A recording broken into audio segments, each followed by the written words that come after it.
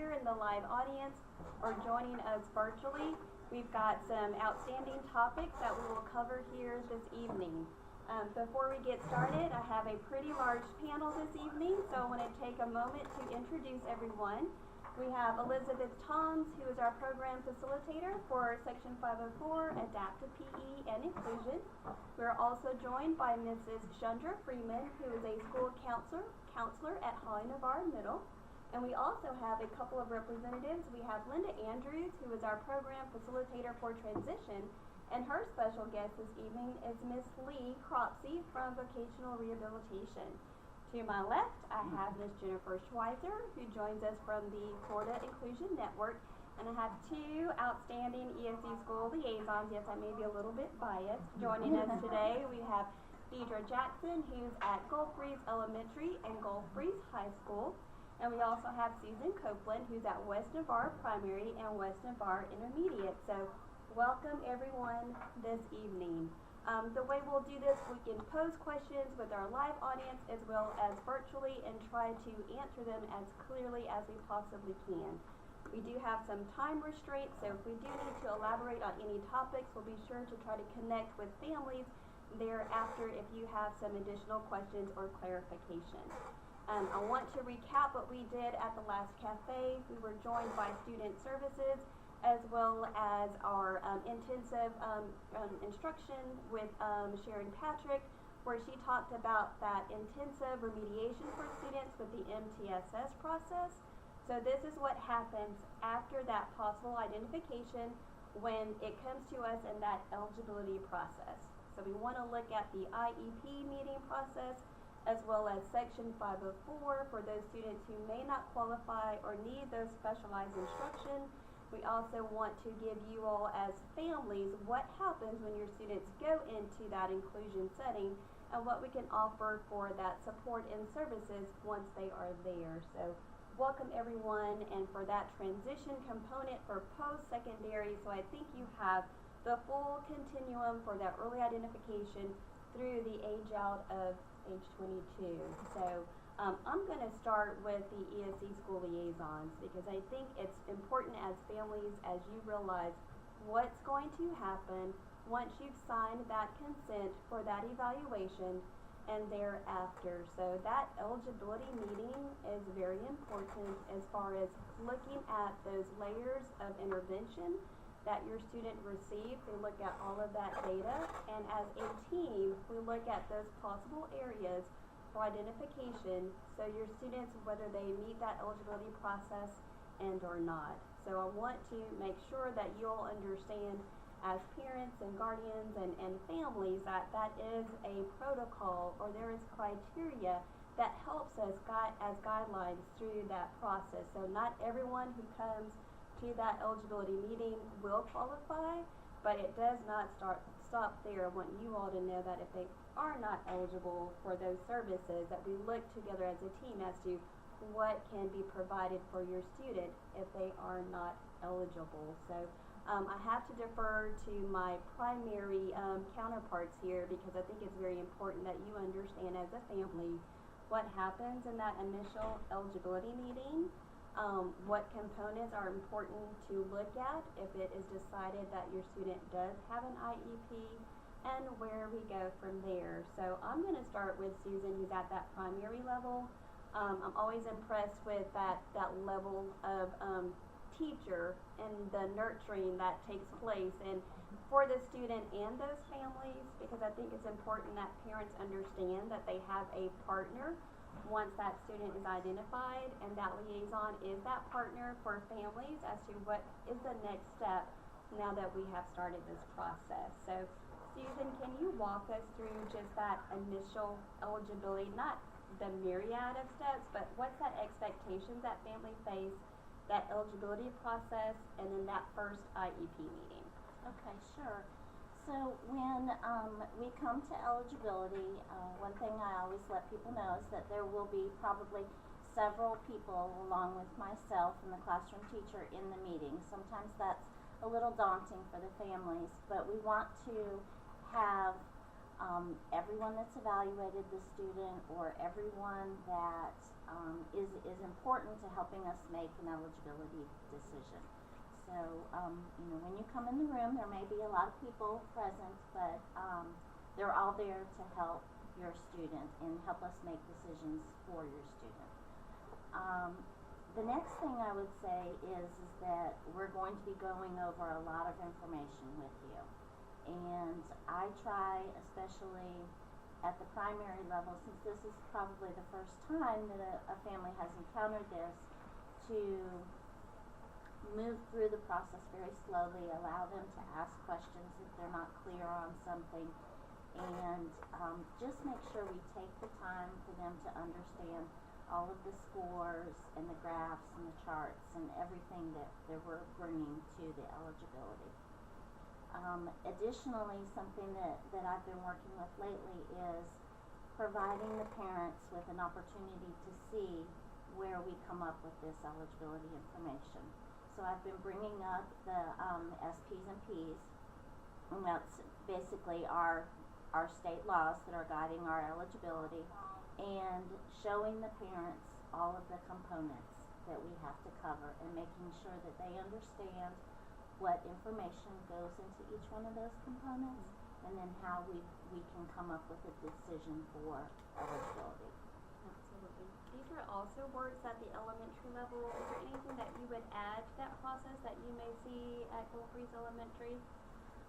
I think, like Susan said, looking at the response to the intervention as the student's gone through the process before they come into the eligibility meeting, and then really determining where the student's performing at, so we can put the best supports in place at that point if we're either moving into an IEP or continuing with the MTSS process and the tiered intervention.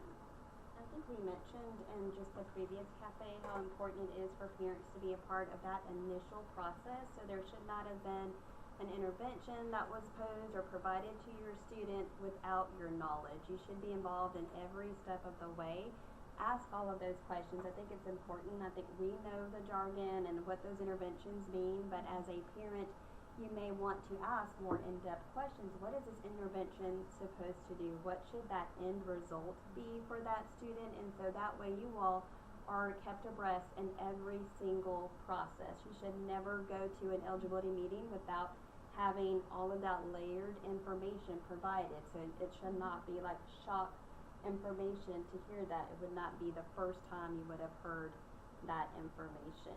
So I think that's important as well. And Susan mentioned the number of people that are in those meetings, and that is so that we have everyone represented that can make the most informed decision, whether there were potential service providers there, the school psychologists, as we talked in our previous cafe, how important their interpretation is for the team to look at all of that data so that everyone makes that decision with the most available and readily accessible information that is possible for your student. So if we get to that process of eligibility and we're looking at that determination, if that student does qualify for an IEP, what is expected? What is the next step that you will see as important for families as far as them tracking that IEP throughout the year? I think their participation in the process, helping us to come up with goals and objectives and telling us what their expectations are for their student for the year, then the next most important part I would believe would be communicating with the teacher. We don't want to wait until the 9 weeks report card to know how the student is progressing on those goals and objectives or how their grades are doing. They need to, either be checking through ClassLink and viewing their students' grades through the student portal, talking to their teacher, emailing, text, whatever method they feel comfortable communicating. But communicating with their parent or the teacher on what the student's progress is. So that way, if they're not making progress, then we can adjust as we need to as quickly as possible. If parents are looking at, say, midterm, and they see that in a couple of their goals and objectives, they may have met mastery, do they have to wait until the very next year's meeting to address maybe adjusting the goals, objectives, and or services? No, a parent can request an IEP meeting, you know, where we can definitely celebrate successes and set those goals higher. Pull away from supports and services if it's time to reduce the number of minutes that the ESE teacher is providing to the student, or remove some accommodations that have been in place, as well as the opposite. If there are concerns, we can always reconvene and look at how we can increase support. So it's great when parents advocate and communicate with the teachers or the liaison so that we can be in contact and troubleshoot or celebrate. Absolutely. I just hear it all the time from parents. Do I have to wait until, next spring to address our concerns? And the answer is reiterated at any time. That is a fluid document. If there needs to be changes. On the flip side of that, if it were like a parent-teacher conference, and I want to make sure that we can keep like some of those topics separate. If there is a teacher that you have a concern with, I think it's important, unless we were going to make any adjustments to the IEP, that we also have that communication with our school counselor. So I'll bring Ms. Freeman into the flow of conversation. Ms. Freeman, how can parents notify you if it's not an IEP issue, but definitely a classroom-related concern? What are some of the actions that they can take to talk to you about grades, attendance, or maybe a teacher who didn't have an understanding of what was going on with the student in the classroom? Okay, at any time we like to let the parents know that our line of communication is always open for them. If they ever have a concern about something that's going on in the classroom, or an accommodation or something that is on their IEP, they can contact us via phone, they can email us, just get in contact with our office, and we usually like to set up a parent-teacher conference, and we like to have all of the teachers present so that all of the concerns are aired and all of the concerns have been covered and approached, and we've come up with a plan of action to help to alleviate any problems that may be that the parent may have. Absolutely. And if there is an issue that you think, and I think you're just in a unique situation acting as both school counselor and having a very in-depth ESE background, if you realize that the level of that conversation that happened in a parent-teacher conference may end up in the IEP setting, then you can make that connection with your ESE school liaison and say, I think it maybe more of a accommodation implementation, and that you can advise them to contact their ESE school liaison. So our line of communication amongst each other is very important also, to have that open line of communication as it pertains to your student and meeting their needs. So I don't want to ignore any part of that process, but I do want us to be able to to move on. And I think transitions come up a lot, both even with the primary going on to the intermediate. So what can we prepare families if I have a second grade student that's getting ready to go into third grade? What communication takes place from liaison to liaison, from those teachers and services? What can parents expect in that initial transition? What we did last year was we had a meeting with the liaison at the receiving school and from the school that the child was presently attending. This year it's changed a little bit because I would be the same person for both, but before it was two of us. And so the two of us met with the family and with a representative from each one of the schools. And the students present school was able to share positive information, things that have been going very well in the classroom so that the new teachers didn't have to reinvent the wheel. But they also shared, things that the student struggled with and was going to need some additional support. The teacher at the receiving school was able to chat with the parent. That way the parent had a friendly face that they would recognize when they came in the door at the beginning of the year.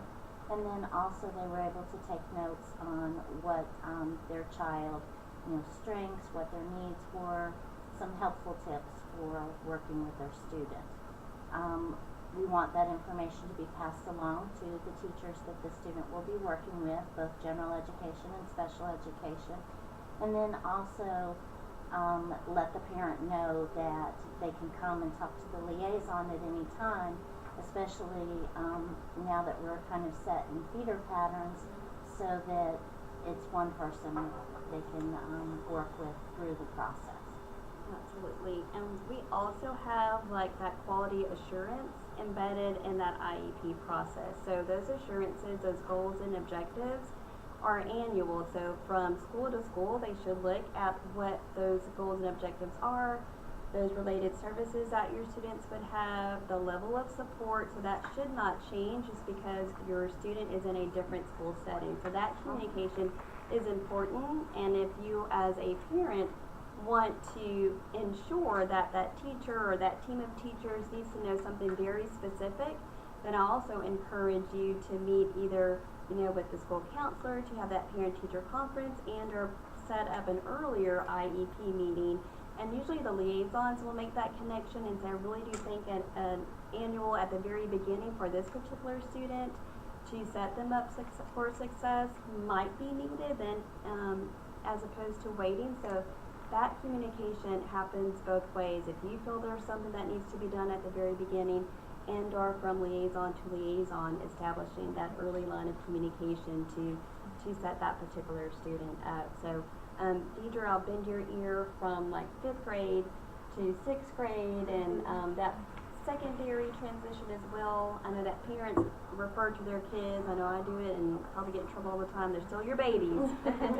So whether they're going from 5th to 6th or 8th to 9th, you still want to make sure their needs are met. So looking at that older student and looking at transition and what those expectations are, can you kind of elaborate on that? I think both the 5th to 6th and 8th to 9th grade transitions are really pretty exciting times when you're moving from 5th grade to 6th grade.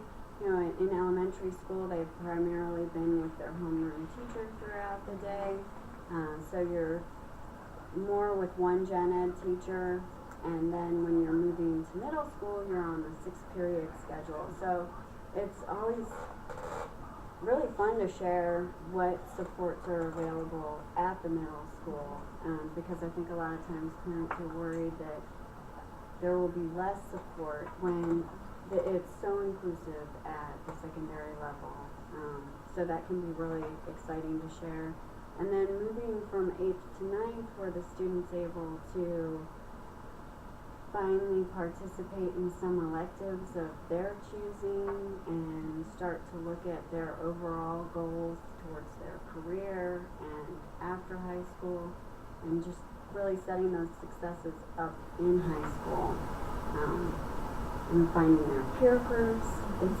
We had a 9th grade meeting today, and the young man was like, "This is the most I've ever talked in an IEP."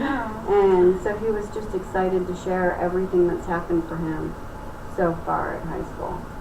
And the more they own that accountability, the more incentive they have to do well in that next level. So I think that's important that they start being involved in that process. Yeah. Absolutely. So just on that transition, speaking of, we have now just really started looking more at that middle school level to begin having those conversations. And I know as a parent, you're not even thinking that your child has an inkling as to what he or she wants to do when they grow up. I know a lot of us don't even know. So to ask a 6th grade student or 7th grade student, what do you want to be? And we just talked a little bit. We do it a little bit differently here. Whereas the state will say at 16 you need to, but we really start having that conversation at age 14. And we find in areas where students are struggling academically, they may have a very sound sense as to what they want to do. So the more we can connect them with those goals and targeted areas, we can start lining up some of the electives that they have available at the middle school, and certainly setting them up for success for that high school level. So Ms. Andrews, as a parent who might be beginning that journey and secondary transition, what can they look forward to, and their student owning that information in their IEP? Well, I would say first off, not to be overwhelmed by the transition components. It does seem like a lot to take in, but it is very important that the student be involved in that IEP process every step of the way. They need to know what's on that IEP. They need to understand how to self-advocate. The self-determination skills are extremely important, that they be accountable throughout their school day and identifying, okay, this accommodation I need, I no longer need that accommodation, and talking to their teachers, whoever they're comfortable with. If that's their teacher of record, that's who they need to be reporting that to, and them tracking, their own progress to own, where they're headed for their future and what those post-secondary goals are in the way of their education, training, their employment, career, and possibly the independent living. And you have a special guest. Well, I know that agencies are a very important component to that transition process. So if I were to get involved with vocational rehabilitation, what would that beginning age look like for connecting for possible services and or supports? Well, there's two transition youth programs with vocational rehabilitation. The first is our regular program, which are ESE liaisons in the high schools, and our guidance counselors are very familiar with. But there's an exciting new program called STAR, and many people are not familiar with it.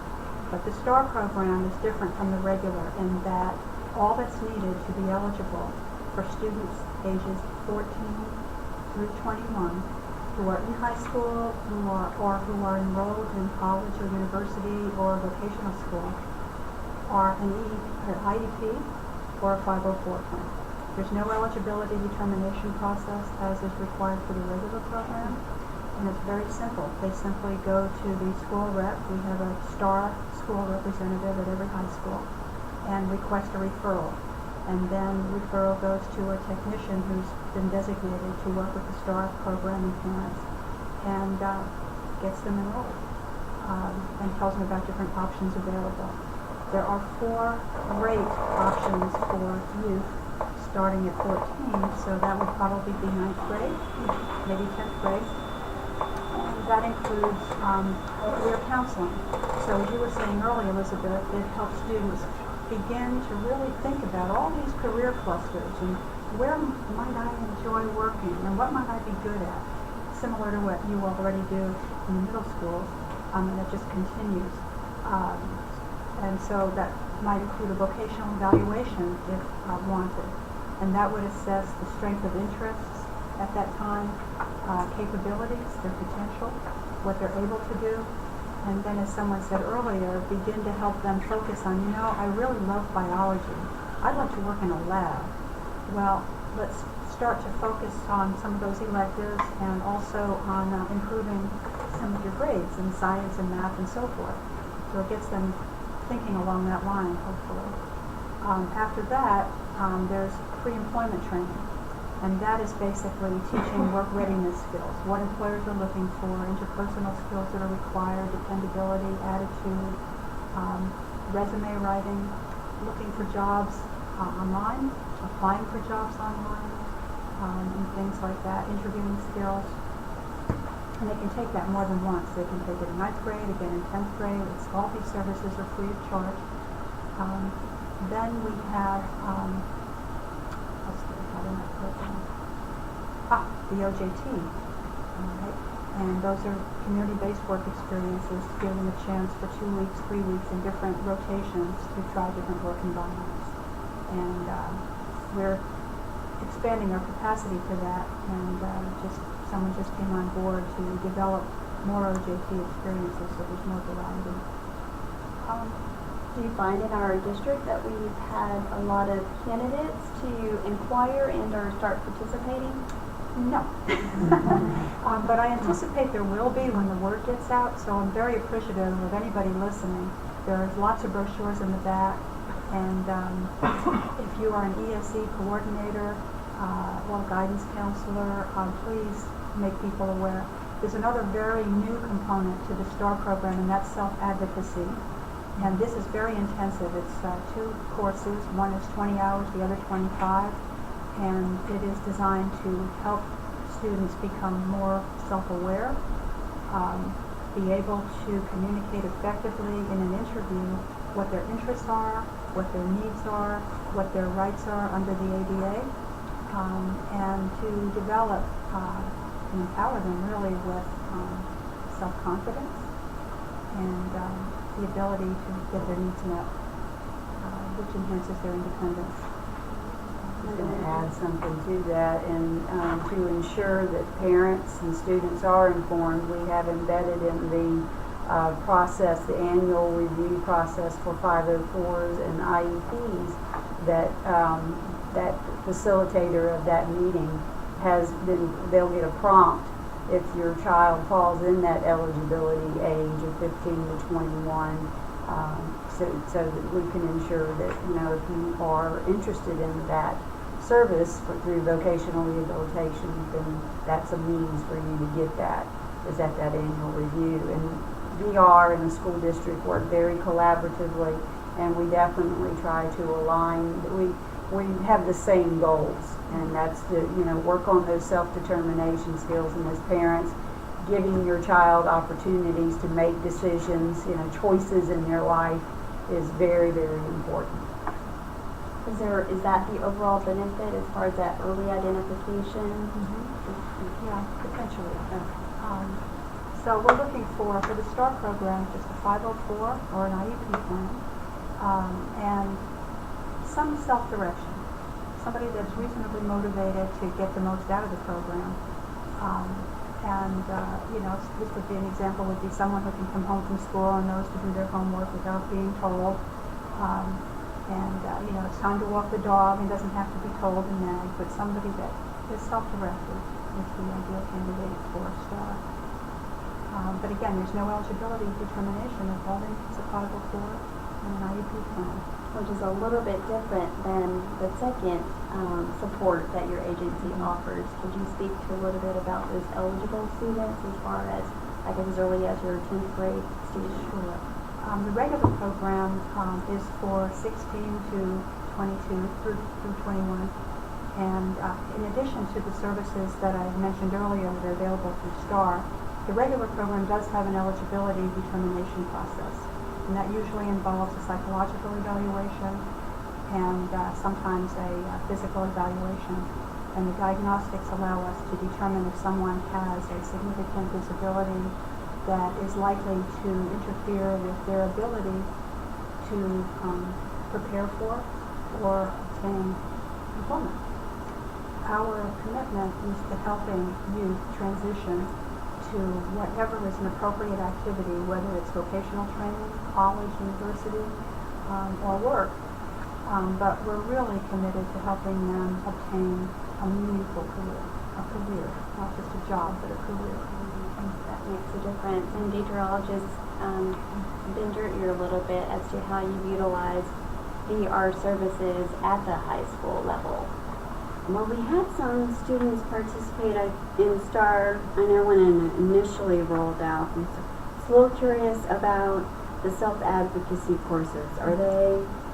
Where are they? Are they online? Are they face-to-face? They're face-to-face, and they require a certain number. So when we have a certain number for the vendor, then the vendor will set it up. It's always after school hours, of course. It might be during the summer when the students are available. It might be after school. It can be at a public library. It can be, if the vendor has a facility, it could be there. It can be in a number of places. Kind of client-based. Yes. And What it's would be very that new. number of student that would meet that cap as far as having that vendor visit the campus? Right now we have 2 vendors, and one just came on board, and the third is looking into it and becoming qualified to provide it. And it really varies from vendor to vendor. And honestly, I don't have an answer to many of those vendors yet. But I would say that if there were probably 5 students, and it wouldn't have to be from the same school, but I'm coming up with that number because 5 are required by one vendor to do pre-placement. another vendor only requires 3. So it depends on the vendor, but I would say safely if we have 5, and if we had 3 even, I'd be pushing for, oh, come on, let's get this started. The self-advocacy is really very intensive and very thorough. I don't know if you're familiar, but if you go to our website, because it's too much for me to tell you in this short amount of time, but on our website, www.rehabworks.org, the top menu bar, select programs, and you'll go right to STAR. And you will have the whole curriculum for self-advocacy. So I really encourage you to check that out. We've had great success at Gulf Breeze High working with vocational rehabilitation, and we have a VR counselor that comes to the high school on Wednesdays to meet with students and parents and develop plans. The psychologist that's contracted through VR regularly comes to the school and does evaluations. So the students are able to receive a lot of services leading up to their participation in VR at the high school without interfering with their after-school schedule or having to go anywhere. And I had a parent that I met with last week whose older child is graduated from high school and went through a medical technician program, which VR helped support her during that time, including paying for her gas for transportation, and she's now employed at a job that she loves and set up in her career, and she's in her early 20s. I mean, a check and started in her career. So we have so many success stories from students working with VR and really helping them to be realistic about their goals for their career and how to get there. I mean, there's so much to navigate after high school. That's one of the great things about the STAR program is that it really even gets them started a little sooner. It gets started in 9th grade, and at first I thought, well, that comes more with 9th grade. And it will probably change, just like for juniors and seniors. And if I could go back, I would have done something different too. So, but it's fun. It's fun to get them thinking that, gee, high school, I've got to do something. What am I going to do? Or who am I going to be? And all of the services available through STAR get them thinking in that direction, and helps the parent also help them be thinking in terms of independence. And I was going to just follow up with making sure that people realize that this program through vocational rehabilitation is after school hours, and parents do have to provide that transportation for those services. So it's important to realize that sometimes can be a barrier, but work with your family, your friends. It depends upon your priorities and what's going on in your life, of course, whether it's going to be convenient or not to organize something that and arrange that for your child. But just wanted you to be aware of that. I think so much of the conversation I know I hear from parents a lot of times is when we're thinking about those services and supports that may look different whether they're in a smaller classroom setting and a larger one.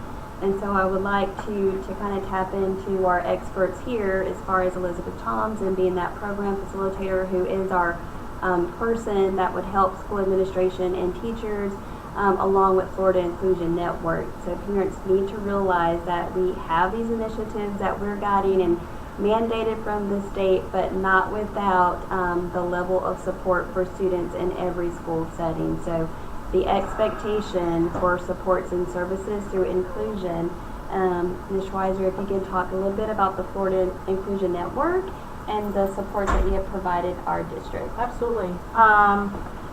The Florida Inclusion Network was developed in the early 1990s when the state decided that part of their improvement plan was going to be to increase the percentage of students that are in a general education classroom. And that is really the driving force behind the Florida Inclusion Network. And it's really nice to hearing about the transition, because a lot of what we do for our inclusion kiddos is making sure that they're not only college ready, but they're also career ready. Because some of our inclusion kiddos are really part of the inclusion program for that social and emotional component, not always necessarily that academic component. And that getting them into thinking about high school and after high school really shows that what we're doing within the classroom is really going to benefit them in the long run, because they're going to have those social and emotional skills that they need to go out and work in the community. So it's really nice to hear that after all we're doing in the inclusion program, that it really does follow through in the end. So Elizabeth and I work together throughout the district, and we will go to schools and just offer help in whatever they think that they're struggling with at that point. A lot of the information that we get is that our teachers sometimes struggle with the co-teaching method, and just how do two adults work together that they are not over talking each other or hindering each other's ability in what they're trying to teach the children.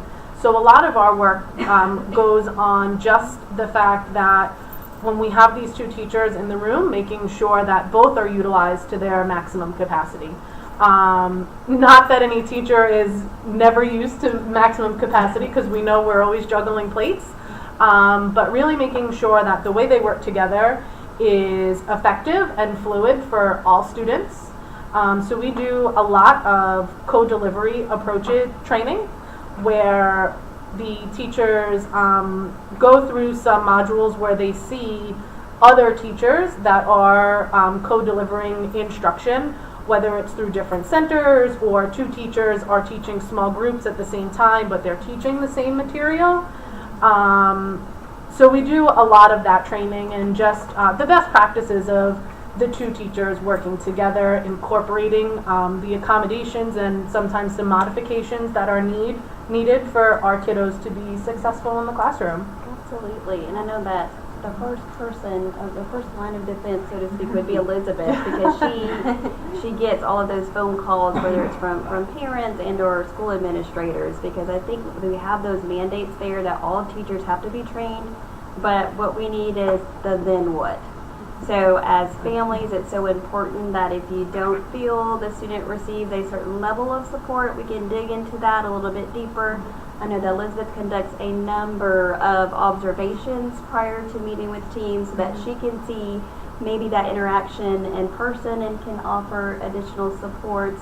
School counselors are there and working with schools and looking at that delivery of instruction, because that's so important, that we've identified those interventions for those students and what worked but may not continue at that level of intensity for students. So those supports are in place and training so that we ensure that continues for student regardless of their area of disability. So I know that you were a part of a huge administrative training and symposium. What types of services were offered to administrators so that they can ensure their teachers are delivering that training with fidelity? Can you kind of speak to that? Sure. Awesome.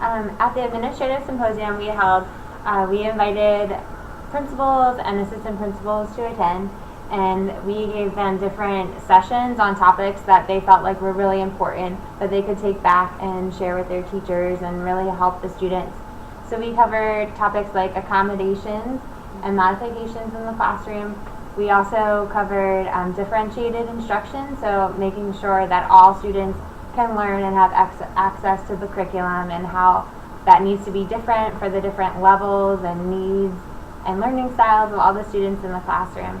And we also gave them information Jennifer presented on flexible scheduling, so that they can have the best schedules for the teachers and meet the needs of the students. And we also covered different compliance issues that were going on, so that the administration knows like exactly what's going on in the ESE department. Absolutely. Flexible scheduling is something that parents probably aren't as involved with.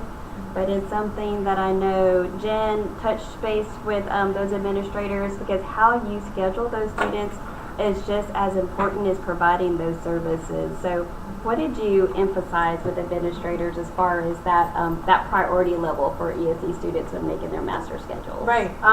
So I try to, the best of my ability, make it very clear and evident that we need to make sure that we are planning for our ESE kiddos first. With their IEPs in mind and the needs of our students, we need to make sure that we're meeting those needs first, so that the support can come to the student, not the student going to the support. And that's a really big component of inclusion, is to make sure that as much as possible we can get the support to the kid and not removing the kid from their general education setting and going to the support. And it is a difficult task to accomplish sometimes, but we will sit with all of our kiddos in mind, with chart papers sometimes all over the room, with Post-its. Eventually the stickiness rubs off the Post-its because we start moving them around so much. And it's a really neat process to be a part of and to watch. And it's not perfect. It's not set in stone. It is always kind of a flexible, fluid document, because as we know, things change. Students' IEPs change. The amount of staff we have could change, whether an ESE teacher is taken out of the mix or they get an extra support. So we try to make it the best that we can at that moment with all of our kiddos in mind, and then we work with it, kind of molding it. It's usually about 85% set by the time we're ready to go, because we always know that kiddos kind of will come and go, and that may change a bit. And I don't know if you mind, but it says, can you explain the definition of flexible scheduling? So flexible scheduling, we call it flexible scheduling because it gives us the opportunity to work with the schedule that our students have from the time they step on campus till the time that they leave campus. And it's all dependent upon the amount of intervention that they need and the amount of support that they need within the classroom. We are seeing more and more that our kiddos will have higher minutes of support, and that would lead more to a co-teaching situation where that ESE component is pushed in for the majority of the student's day. Again, and it's always going back to the service coming to the student, not the student going to the service. So we work with principals on making this skeleton of a schedule where certain kids are grouped together based on their need and the services that are needed, so that they can be included in their classrooms as much as possible, because again, that is the state goal, as well as like I said before, it's so nice to hear that that goal is being useful and being utilized, because the whole point is to get them college and career ready and have options.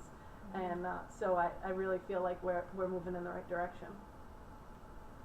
That's another important part of the transition meetings, when we're moving like from pre-K to kindergarten or second to third, so that the receiving schools can start developing the schedules for the that's a whole incoming grade level. Right.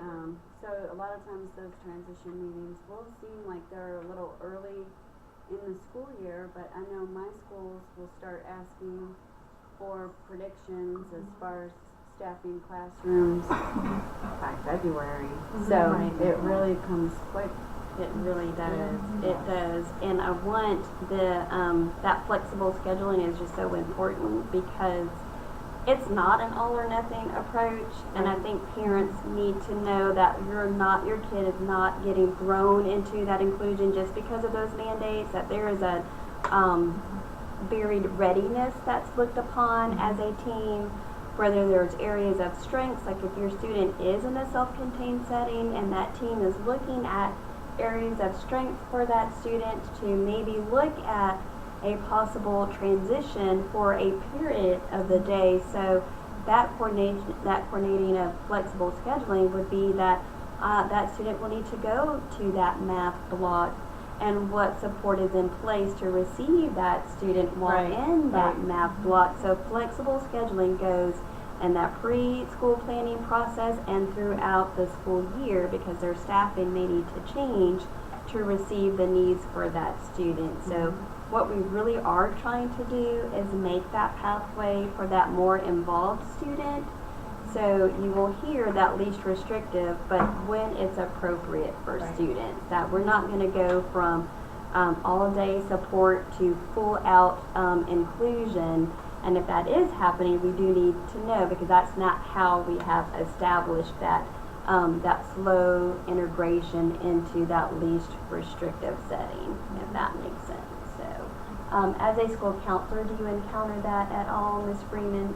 Parents trying to understand that transition from like a self-contained setting to the more inclusion, and where that stems from, that sort of thing? Are you encountering that with your families at the secondary level? Actually, it's probably more common than you think it is, because coming from that elementary school, the parents are used to that support. They are used to that small group, the classes, they go to those resource classes to get that additional help in ELA or in math.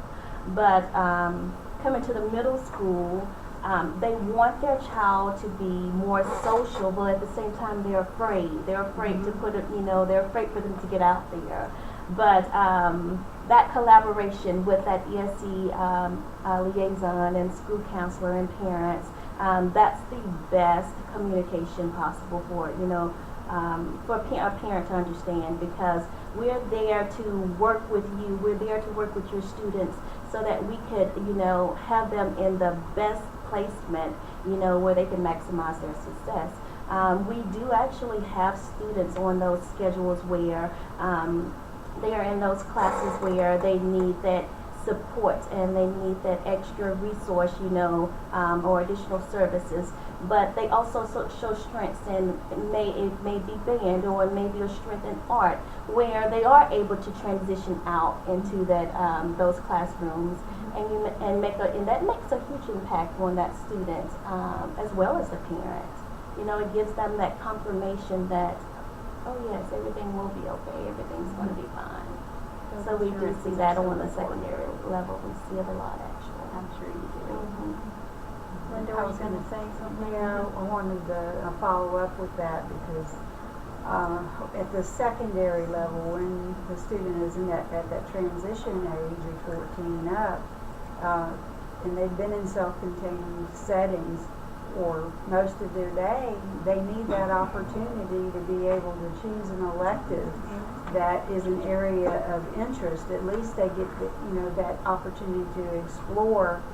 Maybe it actually is a talent and not necessarily just an interest, so that they can blossom in something that's beyond the academic component, because many of our students in self-contained, they're in there because they are significantly below grade level, so those academic courses are quite the challenge. So, that inclusion into the electives, especially at secondary level, is very important. And that level of support does not end. Like we mentioned before, Elizabeth has had several trainings, even with ESE teachers. I had the pleasure of observing one today. How important is the data that is collected for each of those students in driving those decisions with goals and objectives, as well as integration into more least restrictive environments? Yeah, the data is really crucial, because that's your information and how you know what the student really needs to be successful, and which class, it might be which classroom that they need to be in, or it might even be within the classroom, what type of groups that they need to be in so they can access the curriculum. I know in my trainings I really encourage teachers to be frequently assessing their students, and not just like at the end of the unit or at the end of the assessment, but really making sure that they know where the students are at any given moment. And they might use something like an entrance ticket. When the students come in, they're assessing their knowledge on whatever the subject's going to be, and they'll know, oh, this student's like really excelling in this. They could be in the high group this time, or they're struggling. We need to get them in a different group so that they can really learn the foundation.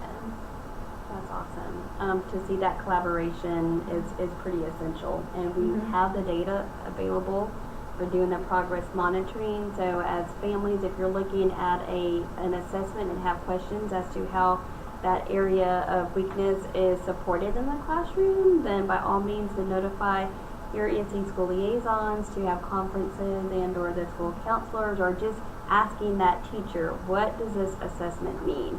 What does this percentage mean? How are we supporting that area of need, whether it's a strength or weakness? How is that reflected in the IEP? So I want us to look at the eligibility for IEPs, but not to ignore that there are going to be some areas that you're going to an eligibility meeting and those students don't qualify. So we also have the support of a Section 504 plan. So it's not the fall guy, if you will, if you don't qualify. There are students that struggle in classes that don't need that specialized instructions, but do need to access that curriculum through accommodation. So looking at that eligibility process for Section 504, Elizabeth, how does that look different? Okay. A student who qualifies for an IEP, they're going to have specialized services. And for Section 504, the student might have a disability that's significantly impacting a major life activity. It could be learning, but it might also be something medical like diabetes. But they don't necessarily need specialized services. A Section 504 is going to give them the accommodations that they need in order to access the general ed curriculum. For example, they might have ADHD and really struggle with paying attention and being able to focus and finish their assessments in a timely manner, so they might need extended time, and then they can complete the test and be very successful. What is our connection in schools as far as helping with the development of a Section 504? Yeah, the school counselors. They're smiling like that's me too. Yeah, parents can definitely go to they might first go to their teacher, and then the teacher would let the guidance counselor know that this is that the student's having a problem, and they would call a team together to really make that decision and look at all of the data pieces available. I can just piggyback on that just a little bit. When we have our initial eligibilities for 504, I always like to tell them when we go through the questions that we have that it's the consensus of the team and everyone is a part of the team. The parents are a part of the team, the teachers are a part of the team, and we like them to know that their voice is important as well as the needs of the students. So I always like to reiterate that it's the consensus of the team on whether or not we determine eligibility here, because we always want it. It's important to have an educational relevance.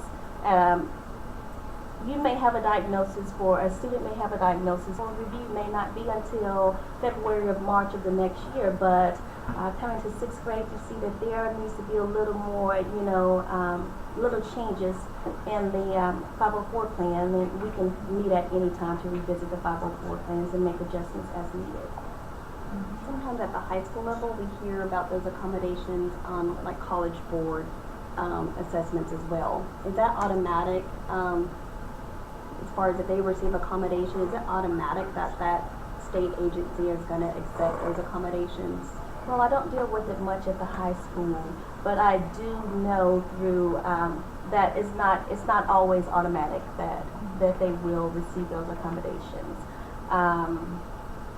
Elizabeth may be able to elaborate on that a little more, because I don't want to really talk about it, and I'm not really knowledgeable on it on that level. Yeah. Well, you are correct. It's not automatic. If a student is receiving accommodations at the high school, the counselor can submit that to that agency, like the ACT, and they will review that and make that final decision. They do also want the students to be as successful as possible, but they're just going to look at all of the information and make that decision. I know that we are inching on the end of tonight's cafe, but I wanted you all to see as parents and community supporters that we are a huge team at the ESE department, and there are a number of resources that you all have. Your first communication would be within your schools and touching base with your school counselors, administrators. Also go into your ESE school liaisons if there's something that needs to be clarified throughout that meeting process, and or you want to revisit before that next annual meeting. And know that with each mandate that we receive, we always look in our department as to ways that we can provide unlimited support for those schools and ensuring that your students, no matter what that mandate may be, receives the support that he or she needs. So we'll be here afterwards to answer questions for our live audience. I know that we'll be here on the vocational rehabilitation if you want to ask more specific questions. We will all be here, but always know that all of the references are going to be on our ESE website. All of the things that were mentioned today may have some backup information that you can access through our website as well. Please feel free to join us. We will be back on the North End on January 8th, so I know that's not the most convenient Monday, the Monday after the break, but we'll be there ready and willing to serve you and any questions that you all may have. We have parents' comments and questions on our website as well, so there